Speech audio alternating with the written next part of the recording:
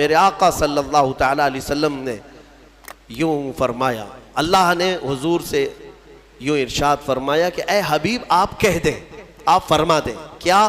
قل لا اسألکم علیہ اجرا الا المودۃ فی القربا، اے محبوب آپ فرما دیں دین کی تبلیغ جو میں نے تمہیں کی ہے، تمہیں دین دیا، ایمان دیا، قرآن دیا، نماز روزے سب سکھائے، ان سارے کاموں پر اے میری امت کے غلاموں میں تم سے اجرت نہیں مانگتا۔ حضور یہ فرما رہے ہیں میں اس پر کوئی معاوضہ نہیں مانگتا مگر ایک چیز کا سوال، وہ کیا ہے؟ میری اہل بیت سے محبت رکھنا، اہل بیت سے محبت۔ یہ حضور پاک نے فرمایا، کوئی چیز اجرت میں نہیں چاہیے، لیکن حضور پاک صلی اللہ علیہ وسلم اگر یہ فرما رہے ہیں کہ اہل بیت سے محبت، تو اندازہ کرو کہ کتنی اہم چیز ہے۔ میرے آقا صلی اللہ تعالیٰ علیہ وسلم کو اپنے اہل بیت کی محبت کتنی عزیز ہے۔ ایک حدیث میں نے پڑھا، فرمایا من مات علی حب آل محمد مات مؤمنا، ایک جگہ مات شہیدہ ہے، جو حضور کی آل اور اہل بیت کی محبت میں مر گیا اسے شہادت کی موت دی جائے گی، شہادت کی موت۔ رسول پاک صلی اللہ تعالیٰ علیہ وسلم کی اہل بیت کون ہیں؟ سیدہ کائنات فاطمۃ الزہرا سلام اللہ علیہا، ان کی اولاد امجاد مولا علی کرم اللہ وجہہ الکریم اور حضرت فاطمہ سے جو اولاد ہے یہ آل ہے۔ ساتھ ہی مفسرین نے فرمایا حضور کی تمام ازواج مطہرات وہ بھی اہل بیت میں ہیں۔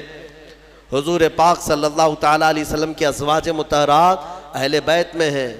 حضور پاک صلی اللہ تعالیٰ علیہ وسلم کے دونوں چچا حضرت امیر حمزہ حضرت عباس اہل بیت میں سے، حضور کے گھر والوں میں سے۔ ان سب سے محبت رکھنا ہمارا ایمانی فریضہ ہے۔ اور فرمایا کہ جس کے اندر بغض ہے اہل بیت کا تو پھر وہ ایمان کے ساتھ دنیا سے نہیں جائے گا، بغض مت پالو۔ حضور فرماتے ہیں فاطمہ میرے جسم کا ایک ٹکڑا ہے، جس نے اس سے محبت کی اس نے مجھ سے محبت کی، اور جس نے فاطمہ سے عداوت کی اس نے مجھ سے دشمنی کی، اس نے مجھ سے دشمنی کی۔ اور رسول سے دشمنی پھر کون سا ایمان ہے؟ تو حضور پاک صلی اللہ تعالیٰ علیہ وسلم کی آل کی محبت ہمارے لیے بہت ضروری ہے، لیکن وہ محبت نہیں جو آج کچھ چوہے سکھا رہے ہیں۔ میں آپ کو صاف صاف بتاتا ہوں اہل بیت کی محبت یقیناً ہمارے لیے فریضہ ہے، لیکن غلو نہیں کرنا، اس میں ایسا مبالغہ نہیں کرنا کہ اہل بیت کو نبیوں کے اوپر پہنچا دیا یا پھر ان کو خدا کے درجے تک پہنچا دیا، وہ محبت کی بات میں نہیں کرتا۔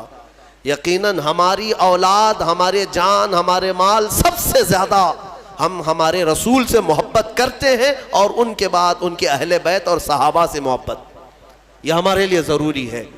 اہل بیت حسنین کریمین رضوان اللہ تعالیٰ علیہ مجمعین، آپ اندازہ کریں میرے آقا صلی اللہ تعالیٰ علیہ وسلم کس قدر ان سے محبت فرماتے تھے، کس قدر محبت، یہاں تک کہ نمازوں میں بھی حضور پاک صلی اللہ علیہ وسلم دونوں شہزادوں کو ساتھ لے کر کے نماز پڑھتے تھے۔ حضور کا ایک جبہ تھا کافی چوڑا، حضرت ابو ہریرہ کہتے ہیں ٹھنڈیوں کے دنوں میں حضور پاک صلی اللہ علیہ وسلم اس جبے کو پورا اوڑھ کر کے آئے یا چادر اوڑھ کر کے آئے، لیکن اندر کوئی چیز محسوس ہو رہی تھی۔ حضرت ابو ہریرہ کہتے ہیں میں نے بہت دیر تک کوشش کیا کہ حضور کس چیز کو چھپائے ہوئے ہیں، بعد میں چادر ہٹی تو پتہ چلا حسن و حسین رضی اللہ تعالیٰ عنہ حضور پاک اپنے سینے سے چمٹا کر کے رکھتے تھے۔ میرے عزیزو حضور نماز کے لیے جائیں تو کوئی ہے جس کی مجال جو حضور کی پیٹھ پر سوار ہو جائے؟ وہ حسین اعظم ہے۔ میرے آقا صلی اللہ تعالیٰ علیہ وسلم کی نماز کے عالم میں اگر وہ سجدے میں پیٹھ پر چڑھتے تو حضور سر نہیں اٹھاتے تھے، سر نہیں اٹھاتے۔ حالانکہ مسئلہ یہ ہے شریعت کا کہ اگر بچہ نماز پڑھنے کے دوران آ گیا تم ایک ہاتھ سے اس کو اٹھا کے سائیڈ کر سکتے ہو، اگر اچھل کود کر کے گود میں لٹک گیا تمہاری نماز میں، چھوٹا بچہ نہ سمجھ، تو تم ایک ہاتھ سے اس کو ہٹا سکتے ہو، شریعت نے یہ اجازت دی ہے۔ ماں کے لیے بھی ہے، باپ کے لیے بھی ہے۔ مصلی پر نماز پڑھتے وقت کبھی کبھار بچے سجدہ گاہ پہ آ کے بیٹھ جاتے ہیں، سجدہ کیسے کریں؟ حکم ہے کہ ان کو اٹھاؤ، سائیڈ کرو اور پھر سجدہ کرو، تمہاری نماز میں خرابی نہیں ہے۔ یہ مسئلہ تو ہے لیکن میرے آقا صلی اللہ علیہ وسلم نے حسین اعظم کے سوار ہونے کے وقت نہ اپنی پیٹھ سے ہاتھ کھینچ کر کے ان کو الگ کیا، نہ ہی ہلا کر کے ان کو گرایا، بلکہ جب تک خود امام حسین اترے نہیں میرے آقا سجدے میں ہی رہے، لمبا سجدہ ہو جاتا تھا۔ یہ نازوں کے پلے ہوئے شہزادے کس کے ہیں؟ میرے آقا کے ہیں۔ اور پھر فرمایا میرے آقا نے کہ جنت کے پھول جس کو ریحان کہا جاتا ہے، سب سے زیادہ خوشبو ان پھولوں کی ہوتی ہے۔ میرے آقا صلی اللہ علیہ وسلم فرماتے ہیں جنت کے وہ ریحان کوئی دنیا میں ہے تو وہ حسن و حسین ہے۔ کیونکہ صحابہ نے پوچھا حضور پاک صلی اللہ علیہ وسلم، ہم بھی بچوں کو چومتے ہیں نا، بوسہ دیتے ہیں، بوسہ دیتے ہیں، کبھی ان کے گال پہ بوسہ دیا، کبھی ان کی گردن پہ دیا۔ حضور پاک صلی اللہ تعالیٰ علیہ وسلم اپنے نواسوں کو بوسہ نہیں سونگھتے تھے، یوں گردن کے پاس قریب لے جا کر سونگھتے تھے اور چہرے کو سونگھتے تھے۔ بوسہ لیتے ہیں نا، چومتے ہیں، چومنا بھی ثابت ہے، بوسہ لینا بھی ہے، لیکن سونگھتے تھے۔ صحابہ کہتے کہ یا رسول اللہ صلی اللہ علیہ وسلم آپ ان بچوں کو سونگھتے ہیں؟ کہا ہاں، یہ جنت کے ریحان ہیں، یہ ریحان ہیں، یہ میرے لیے دنیا میں جنت کے ان پھولوں میں سے ہیں، ان کی خوشبو سونگھی جائے گی۔ ان کے مقامات جس قدر بیان کریں وہ کم ہے۔ ہر سال محرم میں اہل سنت و جماعت کا یہ شیوہ رہا ہے کہ اہل بیت کی بارگاہ میں ہم ہر سال حاضری دیتے ہیں بیانات کے ذریعے۔ لہٰذا اے سنی مسلمانوں یاد رکھنا، اپنے اس چیز کو باندھ کر کے لے جانا۔ جینا تو حضور پاک صلی اللہ تعالیٰ علیہ وسلم کی محبت کے بعد دو محبتیں شرط ہے تمہارے لیے، ایک حضور کے صحابہ کی اور دوسرے حضور کے اہل بیت کی۔ کسی میں کمی نہیں کرنا، نہ صحابہ کو گالی دینا، نہ اہل بیت کی کمی کرنا۔ کہیں ادھر سے ادھر ہو گئے گمراہ ہو کے مرو گے۔ حضور کے صحابہ ان کا اپنا مقام ہے، حضور کے اہل بیت ان کا اپنا مقام ہے۔ نبی پاک صلی اللہ تعالیٰ علیہ وسلم کے گھر والوں کی جو عزت قرآن میں بیان کی، اللہ فرماتا انما یرید اللہ لیذہب عنکم الرجس اہل البیت ویطہرکم تطہیرا۔ بے شک اللہ یہ چاہتا ہے اے حبیب کہ آپ کے گھر سے ہر گندی چیز کو پاک کر دے، دور کر دے، اور تمہارے گھر والوں کو خوب پاک و ستھرا کر دے۔ اسی لیے حضرت فاطمہ کو کیا کہتے معلوم ہے؟ سیدہ طیبہ طاہرہ۔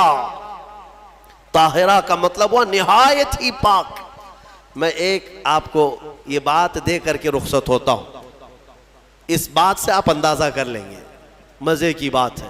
حضور پاک صلی اللہ علیہ وسلم گرمیوں کے دنوں میں دوپہر کے وقت حضرت ام سلیم ایک صحابیہ ہیں، ان کے گھر جاتے تھے، حضرت انس کے۔